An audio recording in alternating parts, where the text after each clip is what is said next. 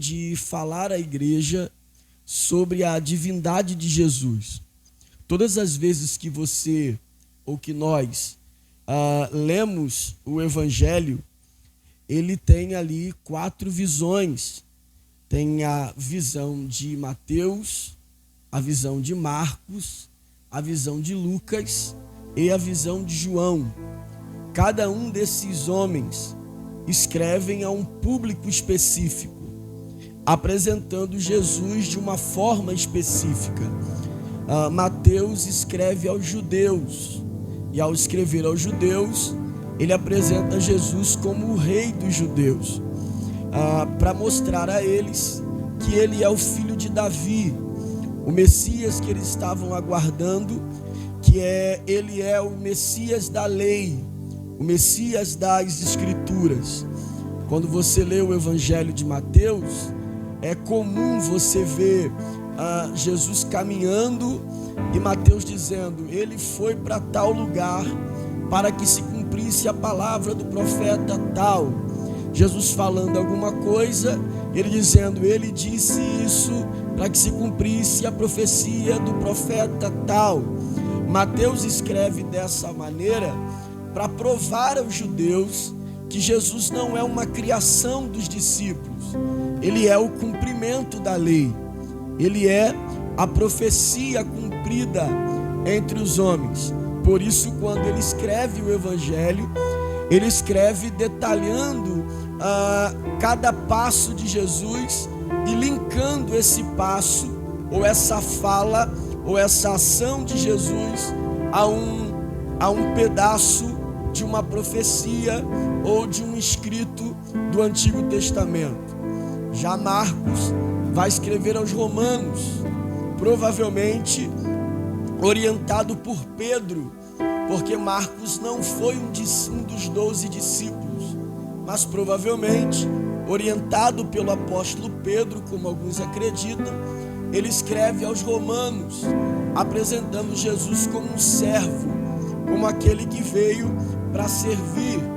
Outros acreditam que também Marcos escreve para mostrar aos romanos que Jesus não é um servo comum, mas é um servo disposto a morrer e se entregar e dar a sua própria vida por amor aos homens. Quando você vai para Lucas, Lucas escreve aos gregos, mais precisamente quando nós lemos o capítulo 1 de Lucas, há um homem chamado Teófilo, que é um grego.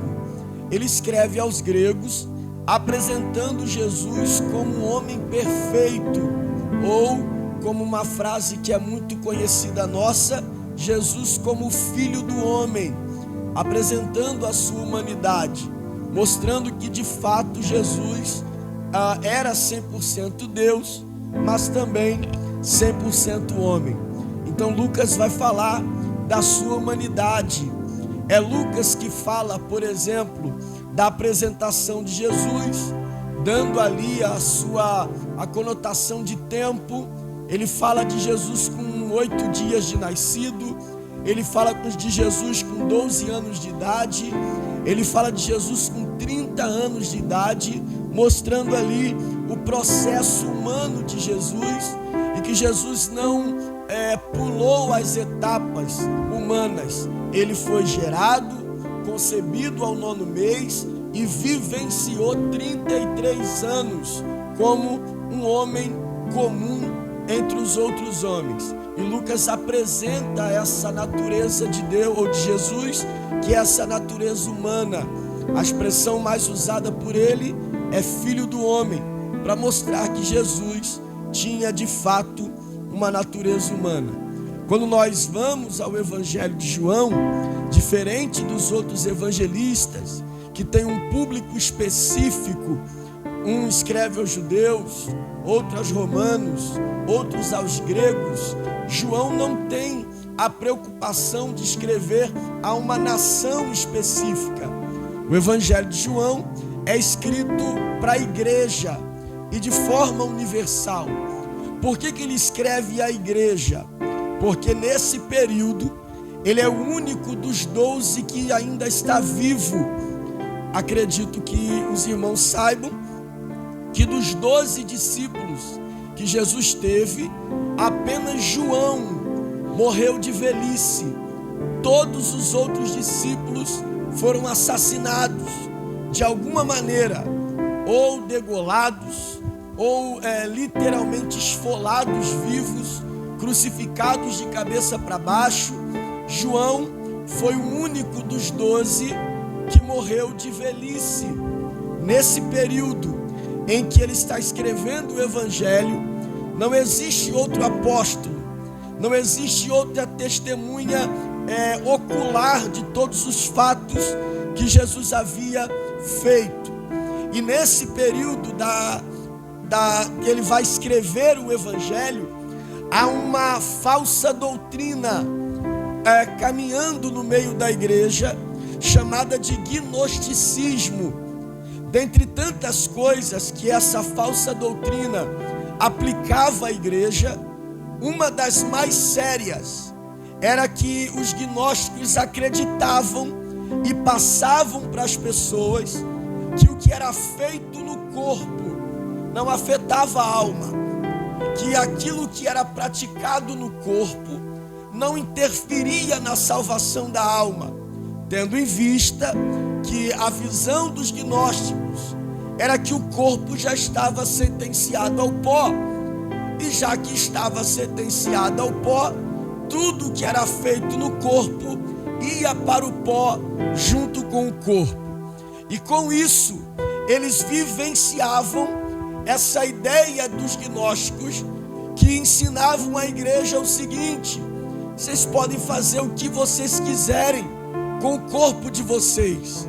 O que vocês fazem no pó vai voltar para o pó quando o corpo para o pó retornar. E eles aplicavam isso à igreja. Com isso, muitos se entregaram à prostituição, se entregaram a uma vida promíscua, porque acreditavam nessa falsa doutrina de que o que eu fazia com o corpo não prejudicava a salvação da minha alma. Paulo foi um dos apóstolos que mais bateu nesta doutrina. Entre muitas coisas que Paulo escreveu, ele escreve aos Coríntios, dizendo para que aquele povo não vivesse na mesa do Senhor e na mesa dos demônios, porque quem vivesse desta maneira estaria traindo um ao outro, porque não dava para agradar a dois senhores.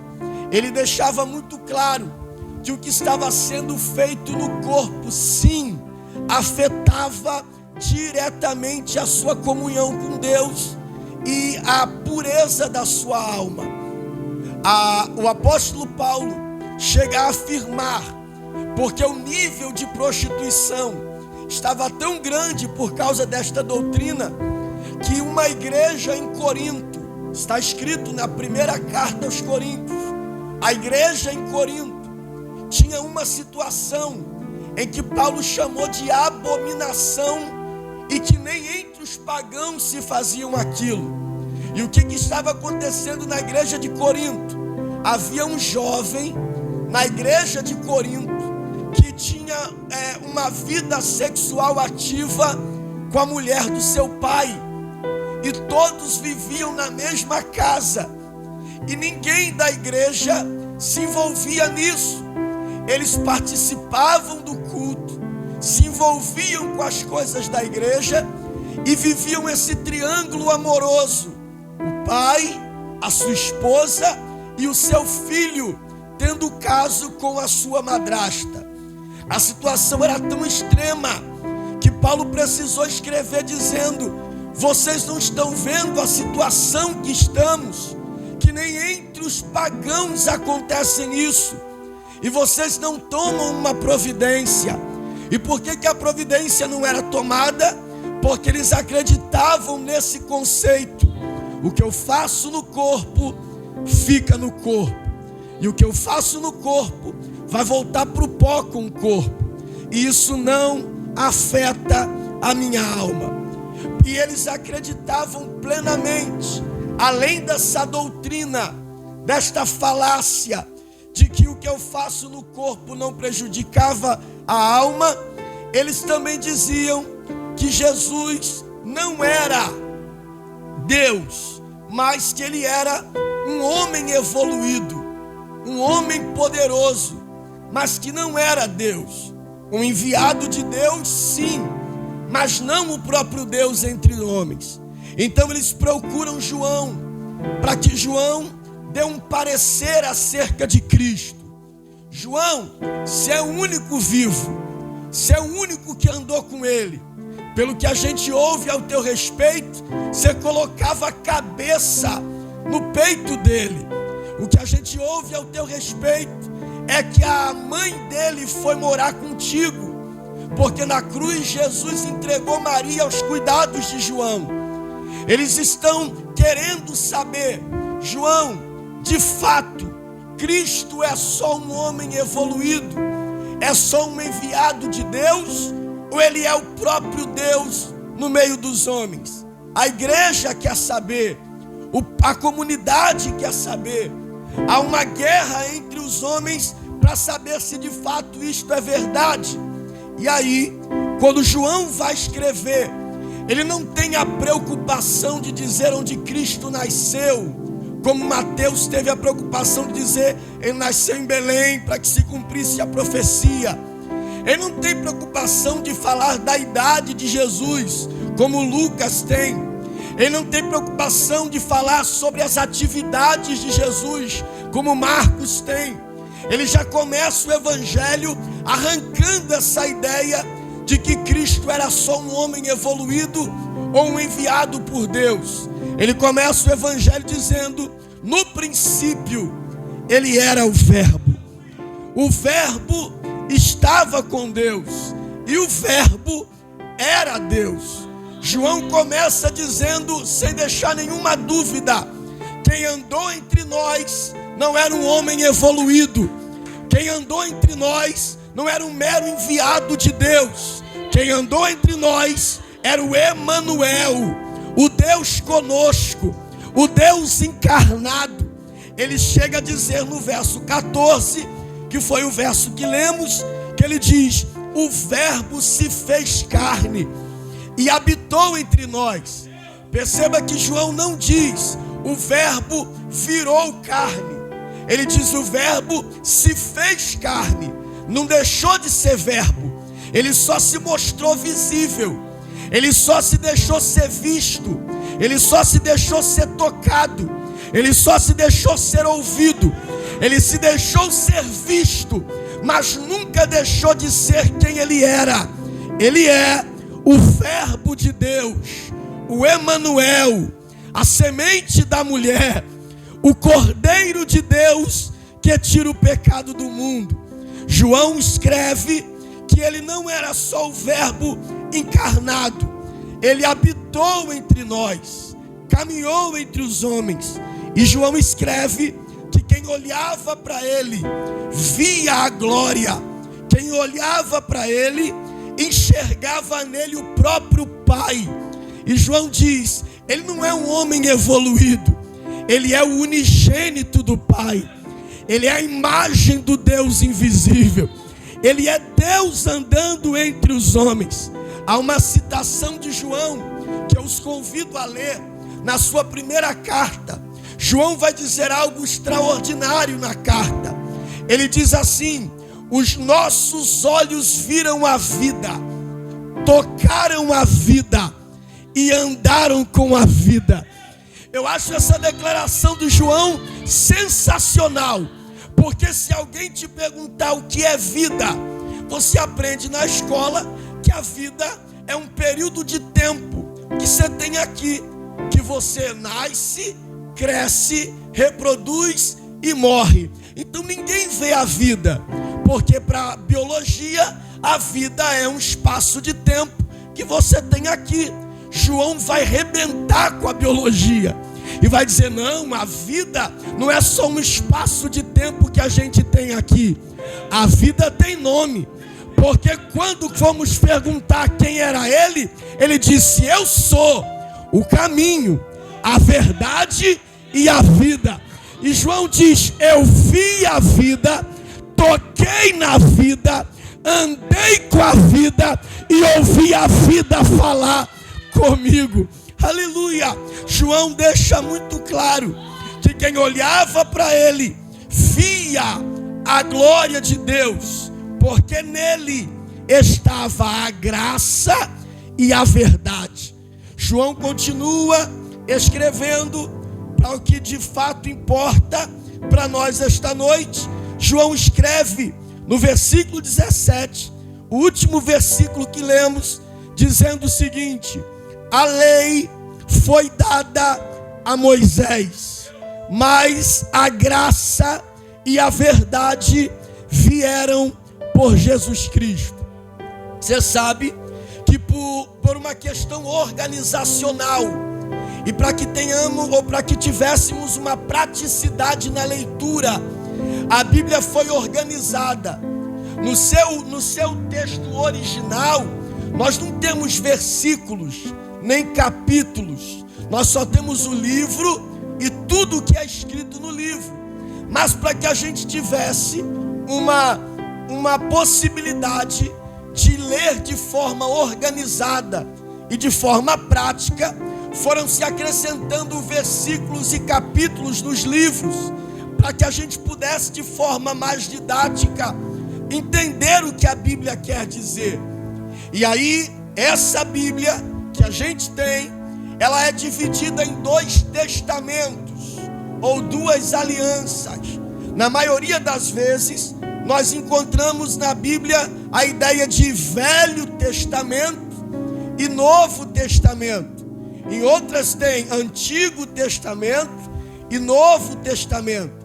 A ideia de testamento é melhor para nós, porque ela aponta para algo interessante. Ela aponta para um documento entregue.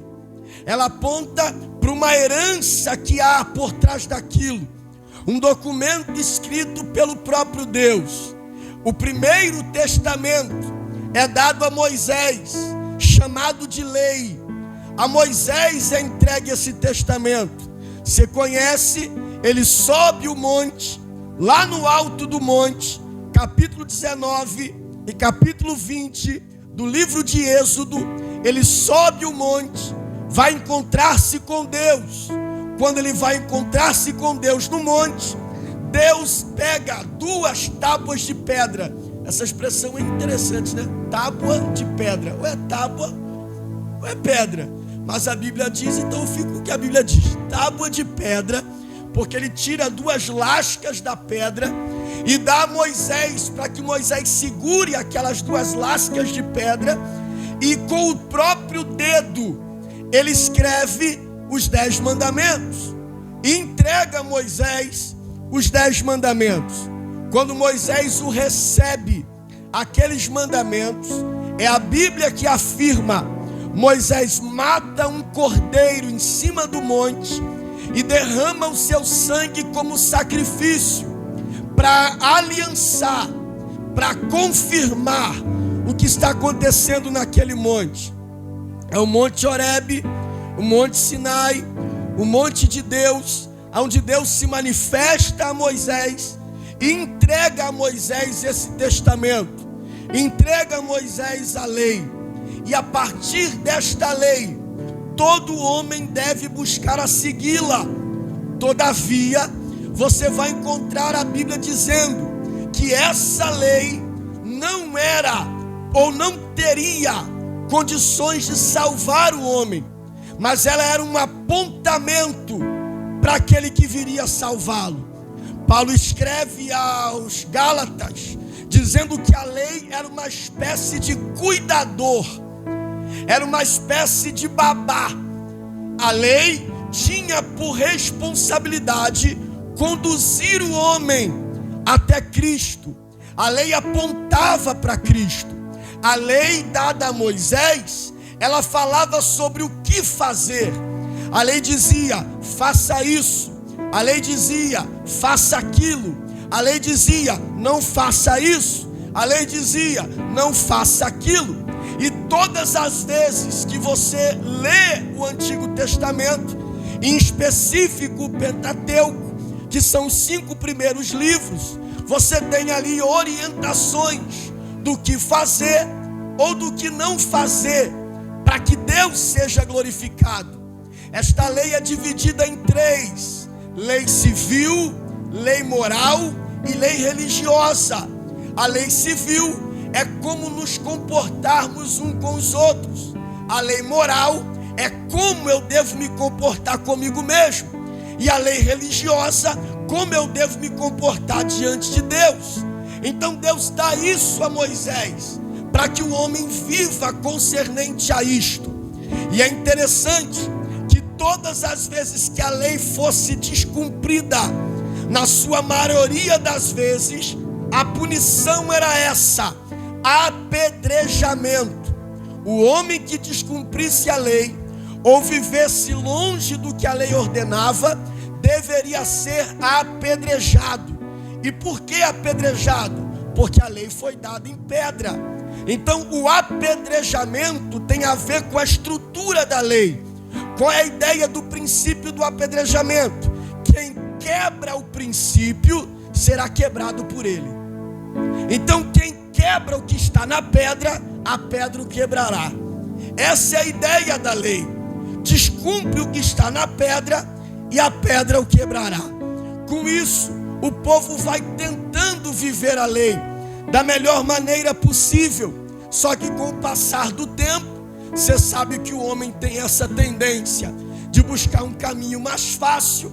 O homem vai tentando manipular a lei e colocando coisas na lei que a lei não dizia, e tirando coisas da lei que a lei dizia. Com o passar do tempo, a lei vai sendo corrompida pelo homem. Todavia, a lei não é o caminho. A lei é o apontamento para o caminho. Por exemplo, quando eu venho para esta igreja e não sei chegar aqui, eu paro em algum lugar e pergunto para alguém: como eu faço para chegar na congregação do Lameirão?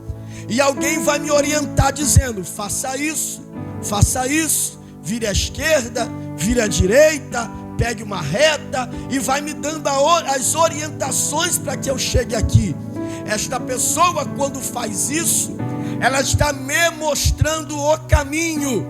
E é isso que a lei faz. Ela diz: faça assim, faça desse jeito, se comporte desta maneira. Ela está mostrando o caminho. Quando nós chegamos no Novo Testamento, a partir de Jesus, na verdade, o Novo Testamento não começa em Mateus. Cronologicamente, na maneira organizacional, termina o Velho em Malaquias, começa o Novo em Mateus. Mas espiritualmente, o Novo Testamento não começa em Mateus, começa em Atos. Por que começa em Atos? Porque é um testamento. E não há força em um testamento se o testador não morrer. Ninguém abre um testamento sem a morte do testador.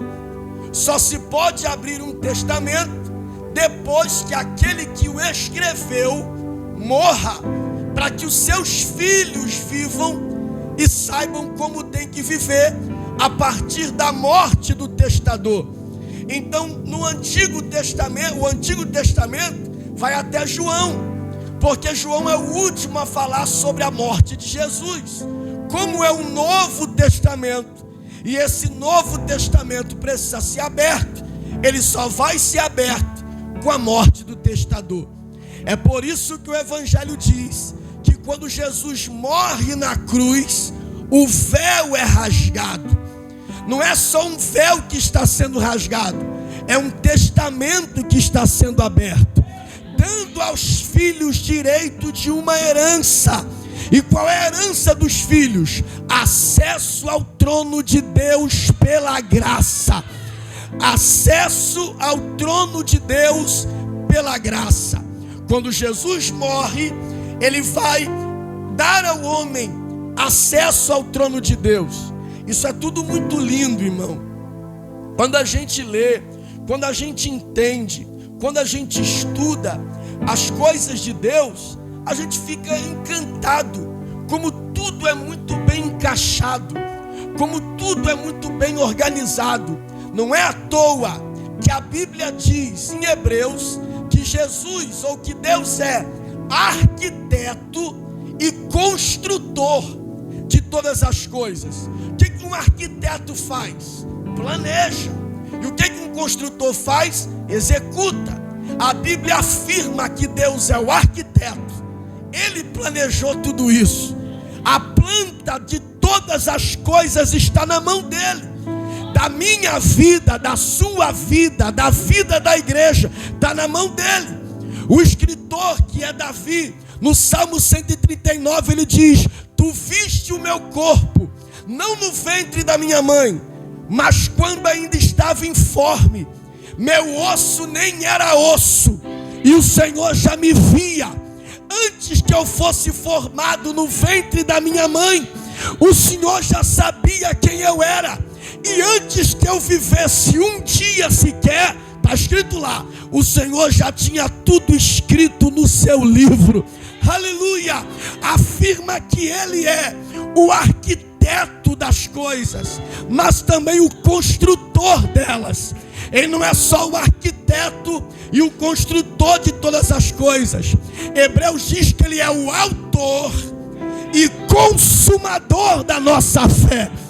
Até a nossa fé começa nele e termina nele.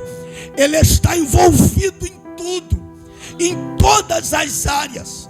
Ele sabe de tudo, ele vê tudo, ele está em todos os lugares, ele conhece de tudo.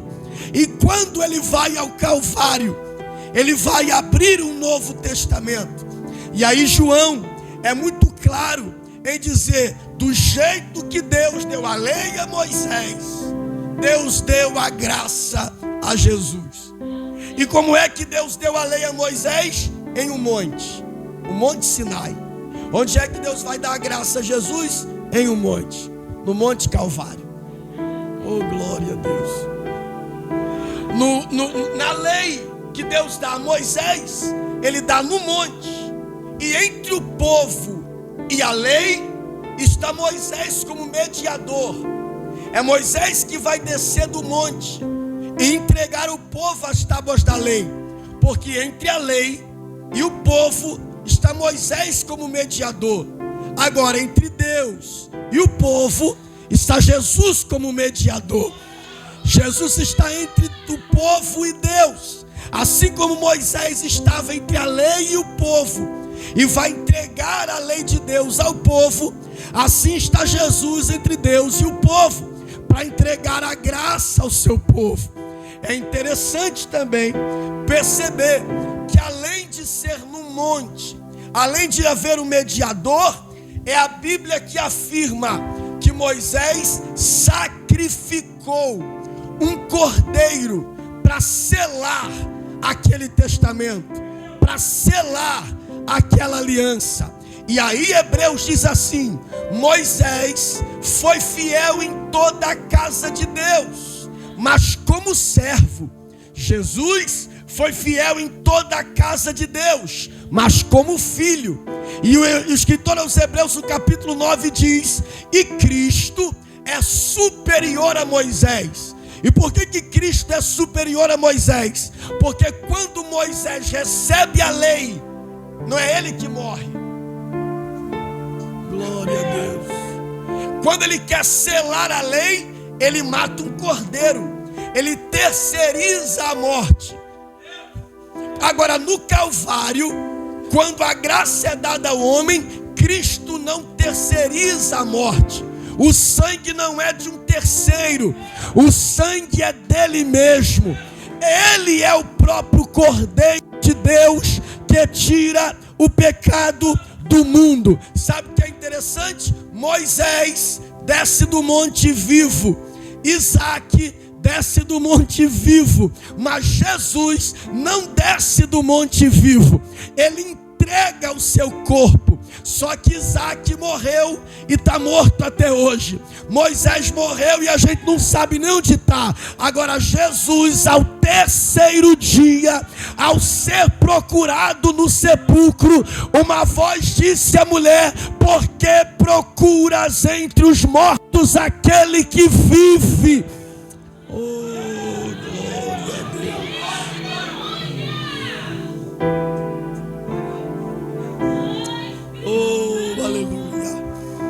Na hora de entregar a lei, Moisés entrega a vida de um cordeiro.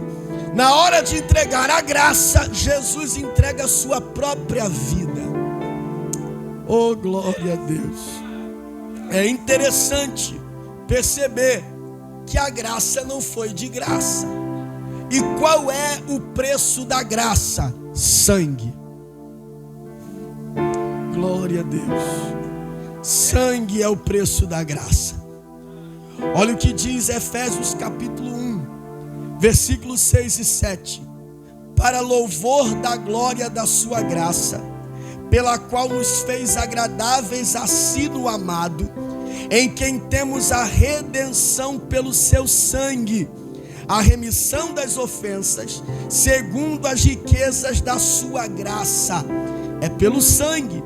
Olha o que diz Hebreus 9, eu vou ler o que já disse. Olha como é maravilhoso a escritura. Está escrito: porque um testamento não tem força ou só tem força onde houver morte. Terá algum valor enquanto o testador viver? Por isso também o primeiro não foi consagrado sem sangue, falando de Moisés no Sinai. Porque havendo Moisés anunciado a todo o povo todos os mandamentos segundo a lei, tomou sangue de bezerros e de bodes, com água, lã e púrpura e isopo, e aspergiu tanto o mesmo livro quanto o povo, dizendo: este é o sangue do testamento que Deus vos tem mandado. Agora olha que coisa extraordinária. Moisés pega o sangue do cordeiro que ele matou no monte, desce com as tábuas da lei e com o sangue, e o mesmo sangue que ele derramou no monte, ele desce e derrama sobre o povo. E olha o que ele diz: este é o sangue, este é o sangue, é o que ele diz, do mandamento que Deus vos tem dado. Isso te lembra alguma coisa? Todo mês a gente se reúne e lemos 1 Coríntios capítulo 11, versículo 25. E o que nós lemos? Semelhantemente, depois de cear, tomou o cálice dizendo: este cálice é o novo testamento no meu sangue. Fazer isto todas as vezes que beberdes em memória de mim. O que a gente faz todo mês? Pega o sangue do cordeiro que foi sacrificado no Calvário e diz: nós mantemos aliança contigo, porque sabemos o preço que foi pago, e não foi em dólar, nem euro, nem libra, muito menos real, foi no sangue precioso de Jesus Cristo, o sangue do cordeiro que tira o pecado do mundo. É importante destacar que o sangue de Jesus é a moeda, o sangue de Jesus é o preço para que se tenha acesso à graça. Ninguém terá acesso à graça de Deus se não passar pelo sangue do Cordeiro. É o sangue que sela, é o sangue que confirma, é o sangue que afirma, é o sangue que testifica, é o sangue que autoriza a gente entrar pela graça de Deus e tendo acesso ao trono. Não é possível viver a graça de Deus de forma plena e bíblica se nós não passarmos pelo sangue do Cordeiro. O sangue de Jesus foi derramado para nossa remissão de pecado. Isso aqui é importante e eu caminho para terminar. Quando nós tomamos um banho do sangue de Jesus, Nós só tomamos este banho a partir do momento em que você é lavado por meio do arrependimento dos pecados. Quando nós nos arrependemos dos nossos pecados, é a Bíblia que afirma: o sangue de Jesus nos purifica de todos os nossos pecados. É o sangue que me habilita, é o sangue que me leva até o trono de Deus. Mas para que isso seja de fato verdade, eu preciso estar arrependido dos meus pecados. Há uma coisa importante aqui que a gente precisa destacar. Quando nós olhamos para as Escrituras, a Bíblia afirma que não existe outro caminho, não existe uma outra opção, não existe. João chega a dizer o seguinte, e eu gosto muito dessa frase. João diz assim: quem tem o Filho tem a vida, quem não tem o Filho não tem a vida. Por que essa frase é interessante? Por dois motivos. Primeiro, lembra que eu falei dos gnósticos, que veio com a ideia de que o que eu faço no corpo fica no corpo? Nós continuamos dentro de uma geração que essa ideia continua inserida. Só que hoje você não ouve a expressão: o que eu faço no corpo fica no corpo. Você ouve a seguinte expressão: Deus conhece o meu coração. Essa é a frase de quem vive de qualquer jeito. Deus conhece o meu coração. Ele acha que independente da forma que ele vive, o importante é o coração, como se o coração ou a intenção estivesse isolado da prática. É impossível. A Bíblia diz que a boca fala o que o coração está cheio, e que as ações do homem partem do coração. Olha o que Jesus diz aos fariseus. Os discípulos, Mateus 15, vão comer sem lavar as mãos.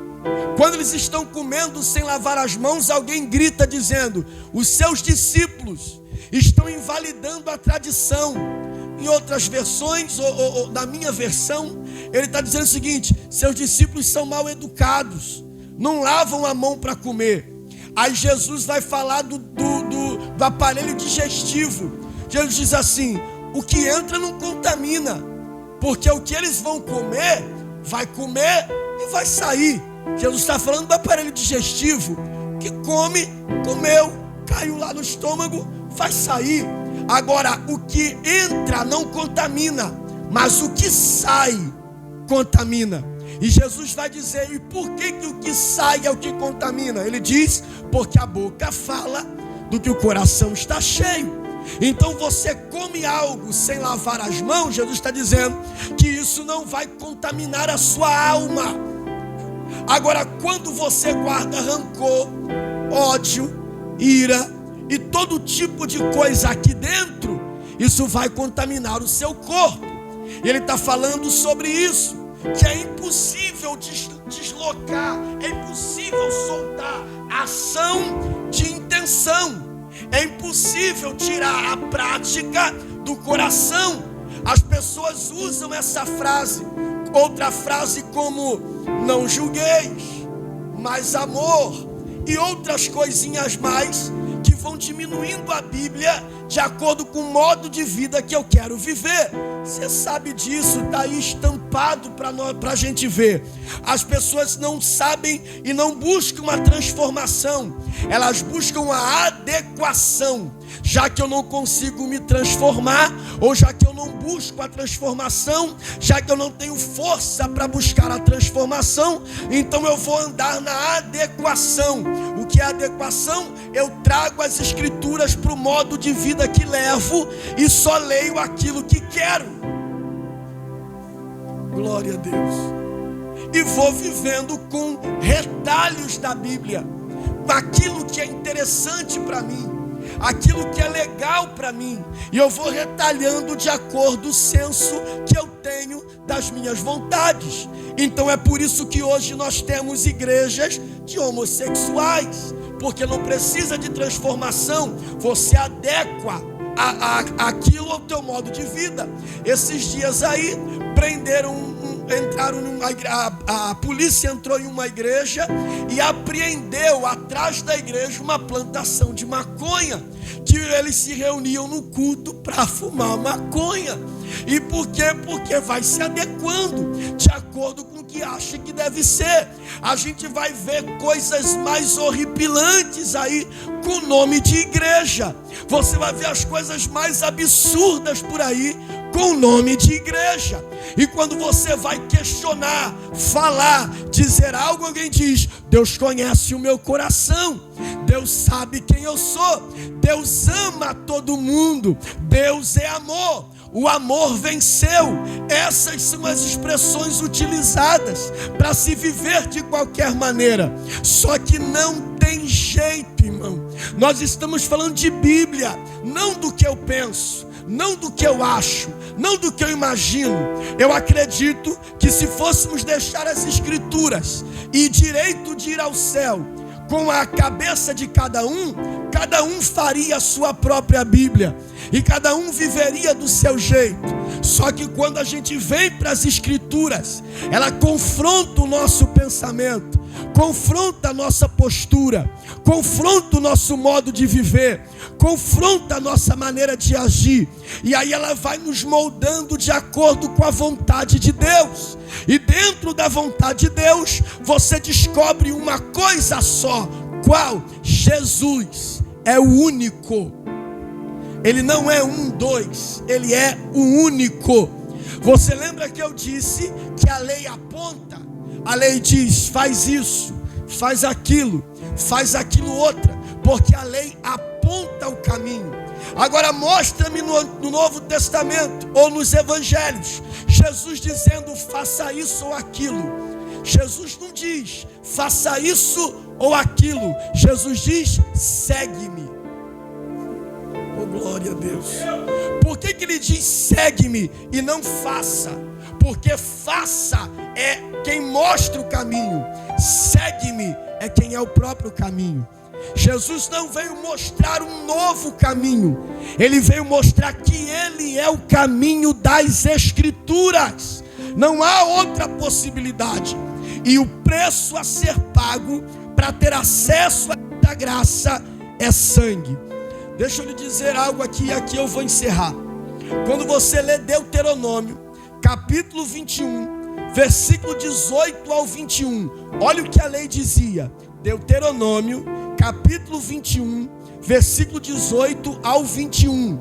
É o que a lei diz: quando alguém tiver um filho obstinado e rebelde, que não obedece à sua voz, nem à voz do pai, nem à voz da mãe, castigando ele, e ele não lhe der ouvido, então o seu pai, a sua mãe, pegarão nele, o levarão aos anciãos da cidade, à porta do lugar, e dirão aos anciãos: este meu filho é rebelde, ele não dá ouvidos à minha voz, ele é um comilão e beberrão. Comilão e beberrão aqui é farrista, ele é da farra.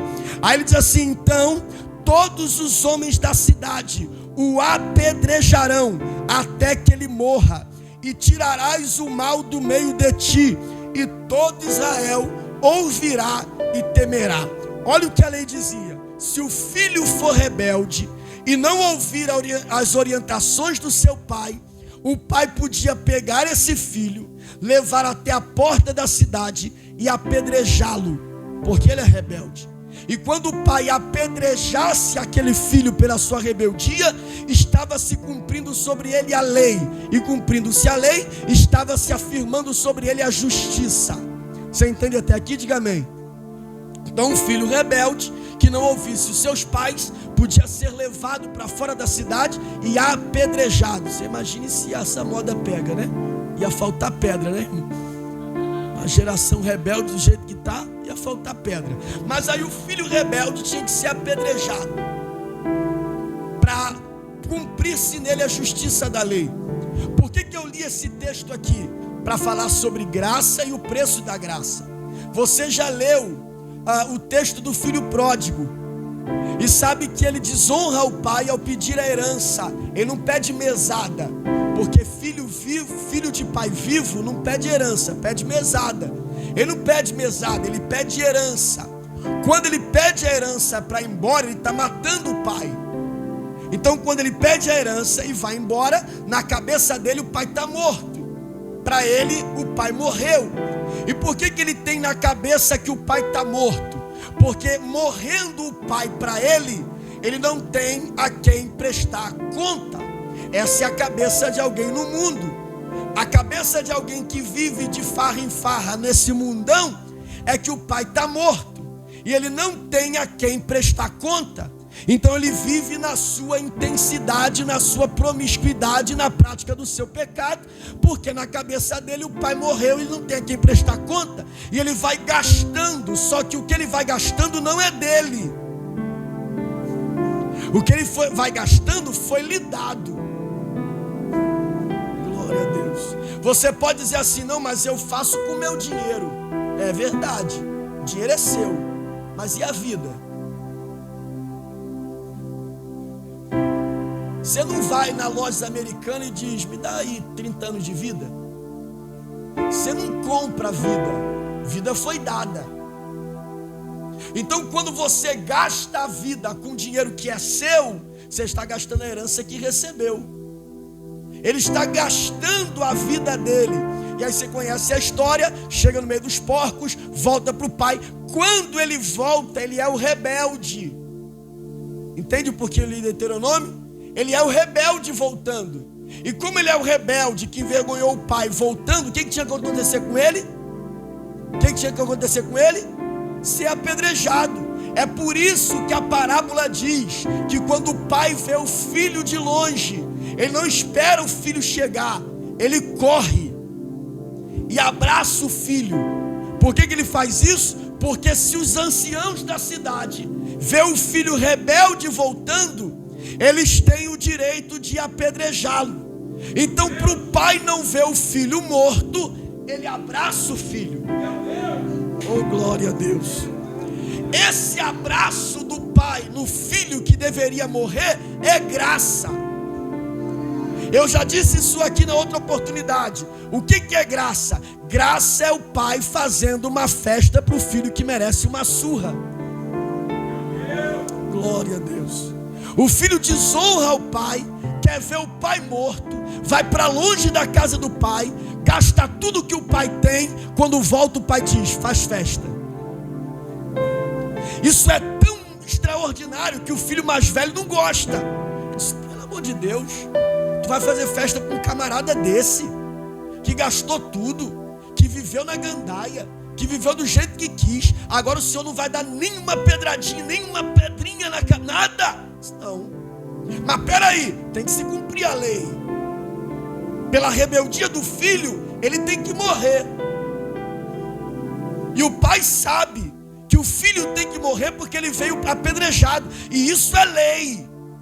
Então, já que o filho não morre, quem é que morre no lugar do filho? Diz o texto que o pai mata um bezerro. Oh, glória a Deus. O pai não mata o filho rebelde, mata o bezerro inocente.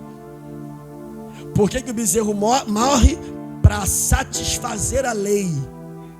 Oh, glória a Deus. Porque a lei diz: alguém tem que morrer. Alguém tem que morrer. Alguém tem que morrer. E o pai, sabendo que alguém tinha que morrer, ele diz: então mata o bezerro. É sangue que vocês querem? Mata o bezerro. É morte que vocês querem? Mata o bezerro, para que o meu filho tenha acesso à graça. Essa não é a história de um pai comum, de um filho qualquer. Essa é a história do Pai Nosso que estás no céu, falando para filhos rebeldes que nós éramos. A cruz para nós, a coroa para nós, os cravos para nós, os açoites para nós. Alguém tinha que morrer. Glória a Deus. Alguém tinha que morrer. Aí o pai diz: não vai matar eles, mata o cordeiro. Oh, glória a Deus. Preço de sangue. Quando esse filho volta, ele não volta e está tudo bem. Para ele é uma maravilha, né? Está sentado na mesa, está com roupa nova, está com anel no dedo, está com sandália nos pés, está curtindo a festa, mas tem um bezerro no matadouro, com sangue jorrando, para que ele esteja comendo na mesa do Pai. Oh, glória a Deus. Eu termino com uma ilustração que eu gosto muito, de um rapaz chamado Douglas Gonçalves. Douglas Gonçalves, e eu disse isso também na outra oportunidade que tive aqui. O Douglas diz que ele estava de madrugada com a esposa dormindo, e ele tem filhos, e um filho dele é bebê. Acho que hoje não é tão bebê assim, mas ele disse que estava dormindo na madrugada e o filho chorou. A esposa disse para ele: Douglas, levanta e faz uma madeira para a criança, que ele acordou. Douglas disse que levanta, vai na cozinha, e quando ele vai preparar a mamadeira, sai uma barata da pia. Quando ele vê aquela barata saindo da pia, ele pega o chinelo e quer matar aquela barata. Quando ele pega o chinelo para matar a barata, ele diz, na experiência que ele teve com Deus, que Deus falou com ele assim: por que você vai matar essa barata? E ele disse que responde aquela voz: porque ela é suja, nojenta, vive no meio de coisa podre e agora está aqui dentro da minha casa. Ele disse: por que você vai matar essa barata? Ele disse: porque ela é suja, nojenta, anda no meio de coisa podre e agora está dentro da minha casa. Ele ouve a voz dizer com ele o seguinte: você tem coragem de pegar esse mesmo chinelo e, em vez de dar nessa barata, ir lá e bater no teu filho? Ele disse: claro que não, que alguém tiver que apanhar, que apanha barata. E a voz pergunta: e por que você vai bater nela? Ele diz: porque ela é suja, nojenta, anda em lugar podre e agora está dentro da minha casa. E a voz diz para ele: engraçado, não é que você é assim? Sujo, nojento, andava em lugar podre e hoje está dentro da minha casa. Glória a Deus. Só que a chinelada que eu tinha que te dar, eu dei no meu filho. Oh, glória a Deus. Aleluia. Nós não estamos aqui por merecimento, nós estamos aqui por graça.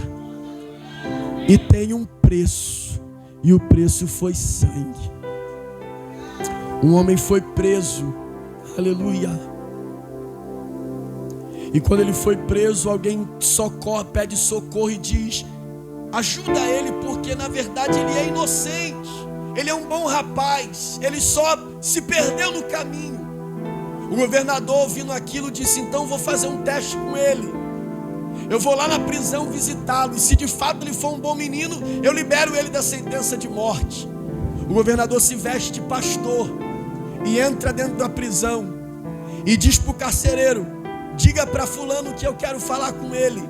E diz que é o pastor que está aqui. O carcereiro vai até ele e diz assim: rapaz, tem um pastor aí querendo falar com você.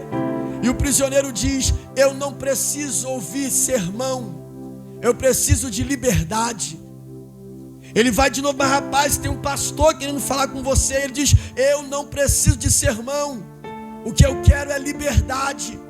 Pela terceira vez o carcereiro vai lá e ele ouve a mesma coisa: eu não preciso de sermão, eu quero é liberdade. O governador, vestido de pastor, vai embora, e antes de ir embora diz para o carcereiro: enforca ele amanhã. Quando o governador vai embora, o carcereiro volta do lado da prisão e diz assim: rapaz, você não sabe a oportunidade que você perdeu. Ele diz: por quê? Porque a liberdade que você queria estava no sermão que você não quis ouvir. Aquele não era um pastor comum, era o governador da cidade. E por você não querer ouvir o que ele tinha para te dizer, agora você vai ser enforcado amanhã. No outro dia ele está em praça pública para ser enforcado, e o carrasco diz: você quer dizer as suas últimas palavras? Ele diz: quero. E ele olha para a multidão com a corda no pescoço e diz: eu não estou sendo enforcado por causa do crime que eu cometi, eu estou sendo enforcado por causa do perdão que eu rejeitei. Ninguém será condenado pelo crime que cometeu, serão condenados pelo perdão que rejeitou. Porque pecado todos nós temos. Quem aqui não carrega pecado? Todos nós temos. A Bíblia afirma que quem diz que não tem pecado se tornou pecador por ser mentiroso. Ninguém vai ser condenado por excesso de pecado, mas por falta de perdão. Oh, glória a Deus. O preço da graça é o sangue de Jesus Cristo. E o sangue de Jesus vai em lugares que ninguém vai. Resgata pessoas que nem o governo consegue. Com toda a estrutura, o governo não entra onde a igreja entra. E não vai onde a graça vai. E eu não tenho dúvidas que mais uma vez esta noite nós estamos diante da graça de Deus, da presença do Altíssimo, da presença do Espírito Santo, dizendo para nós que a liberdade que nós desejamos está no sermão que a gente precisa ouvir. E a condenação, glória a Deus, nunca será, e guarde isso no seu coração, ninguém será condenado pelo pecado que praticou, mas pelo perdão que vem rejeitando.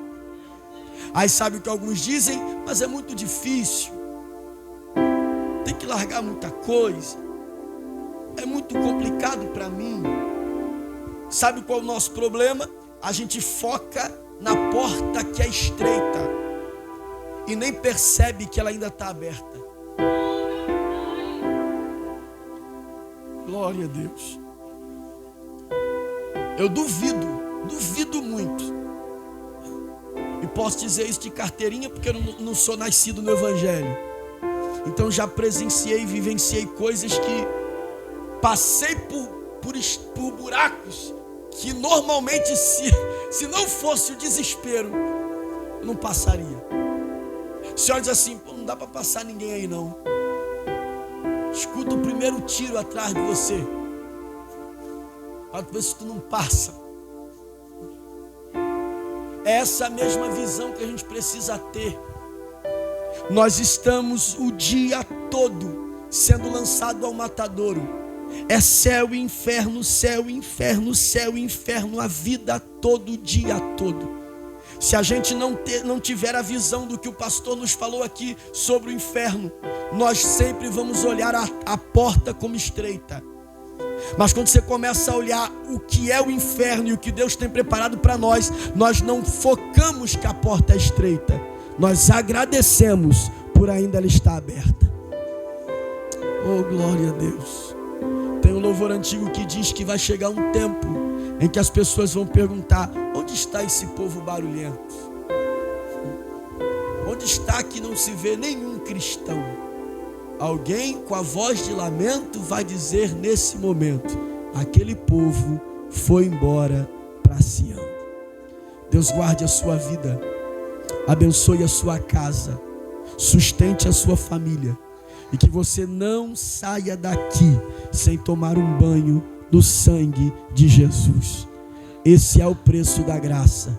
A graça não foi de graça, e o preço foi o sangue de um inocente. Deus abençoe sua vida. Pastor.